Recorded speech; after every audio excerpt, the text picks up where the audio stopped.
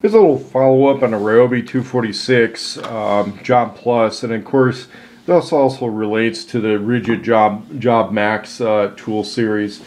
It's a multi-tool system where you have interchangeable heads like this, although most of them are going to be with the oscillating tool head because that's what comes with these things when you buy one. Usually you'll get a motor assembly, handle assembly. It can be rotated when you put that on. And what I recommended in a previous video is that you own two of these things, mainly because you end up making an investment in these things and you have extra blades. You want to be able to change blades without having to screw with this Allen wrench situation. So in a follow-up, I've been using these for a little bit over a year now, and because I was buying two of them, I went through a couple of these type of blades. This seems to be the one that I use kind of the most, although there's a larger semicircle blade that I use quite a bit too. It eventually wore out, and you'll see on my finger this cut. So what happened is it slipped off of something I was cutting. It just wasn't sharp, it wasn't grabbing well, slipped off, got me in the finger. Time for a new blade. Now if I was working for a cheapskate contractor, I would blame him and say, hey man, I got injured because of your dilapidated equipment. But this is all on me. So I went and bought a new blade. It's time. These things, you know, I don't know what word to use except rip off.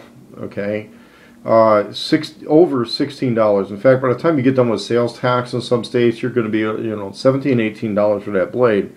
Yeah, they're well made. Yeah, they last a long time. But holy smokes, guys. That's a lot of money for a replacement blade. I buy top of the line Sawzall blades for half that are twice the size. What are you thinking? I mean, I can buy Sawzall blades that have carbide cutting edges on them for less money than that.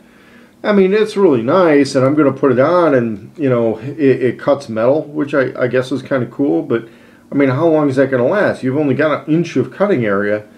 And, you know, so if you got a job or you're going to go through these types of things, realize these blades are expensive. I've been kind of easy on that, and yeah, it's paid for itself, but you got to watch out for that kind of stuff.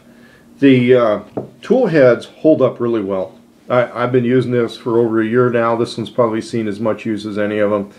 That's just dirt. You know, yeah, there's no rust in there. Nothing seems to have loosened up really inside there. Yeah, it's all pretty solid, pretty heavy gear mechanism. Seems to be holding up real well. I would say this is going to be a long-term ownership tool. The motor handle assembly, it's gotten beat up because I've used it a lot, but remember, these are replaceable, and it seems to be doing everything it's supposed to do. Not bad. I mean, it's really been around the block. Seems to work, seems to be a righteous thing. One of the things I ran into is that it gets in the way of itself when you're using it with the larger batteries.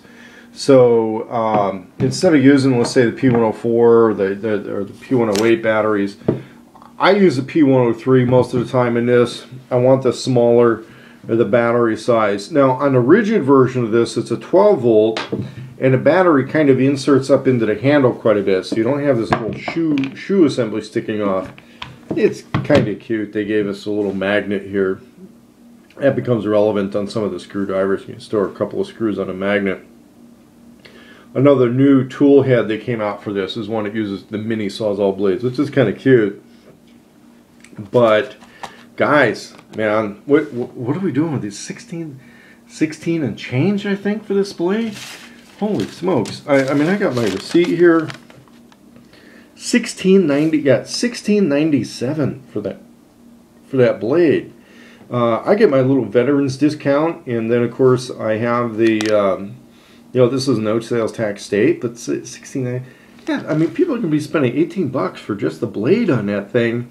I can go to Harbor Freight, and sometimes if I catch a sales rate, I'll buy a whole tool with a bunch of blades for $18. So, I mean, it's nice to see Ryobi and Home Depot coming up in the world, but guys, got to do something about it. I mean, it's not made of gold. Okay, so here it is, all together and installed. It is a little bit beefier than one that came with the tools I'm not gonna say for free. I paid for that, but it is a little bit beefier than these things. I don't know, maybe not by much. And I'm wondering if I can still sharpen or redo this or make a scraper out of it. I'm thinking I could maybe stick this on a belt sander, smooth it down, and make some kind of glue scraper out of it. The wrench I lost a long time ago, but fortunately I can use the exact same wrench that comes on any of these other saws here to replace the blades. And you know, while I like the quality and everything like that, it's something when you guys are kind of getting up there more expensive than Bosch. Alright, but we'll see how it works, and I'll do another follow-up review maybe in a month or so.